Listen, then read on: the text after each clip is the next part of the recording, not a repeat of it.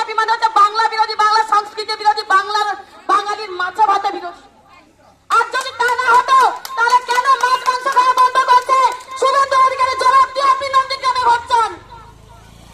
শুভেন্দু বাবু, আজকে আপনি শুনে রাখুন আমার কথা, আমি জানি আপনি আমাকে ফলো করেন ফেসবুকে, শুনে রাখুন আপনার নেতাদেরকে বলবেন, আমার খুব দুর্ভাগ্যের বিষয় যে আমার নন্দীগ্রামের মাটিটা যারা জন্মেছে, আমার যে সকল বাপ কাকারা, তারা শুভেন্দু অধিকারীকে নেতৃত্ব দিচ্ছে। বাহ, কিসের জন্য দিচ্ছেন?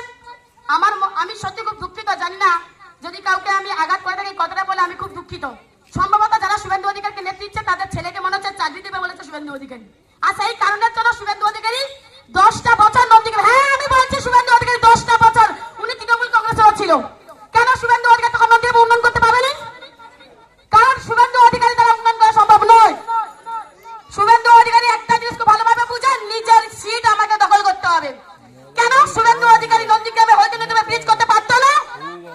শুনুন শুভেন্দু বাবু, আপনি চাইলে করতে পারতেন, আপনি 33 থেকে 34টা পদে ছিলেন। নন্দীগ্রামটাকে সামনে রেখে আপনার পেট্রোল পাম্প, আপনার গাড়ি, আপনার বাড়ি, আজকে আপনি বিরোধী রাজনৈতিক দলনেতা নামে পরিচিত হয়েছেন। আর কার হাত ধরেন, কার হাত ধরেন সেটা সবাই জানি আমরা, মমতা বন্দ্যোপাধ্যায়। কে জানে না? ও আপনি যখন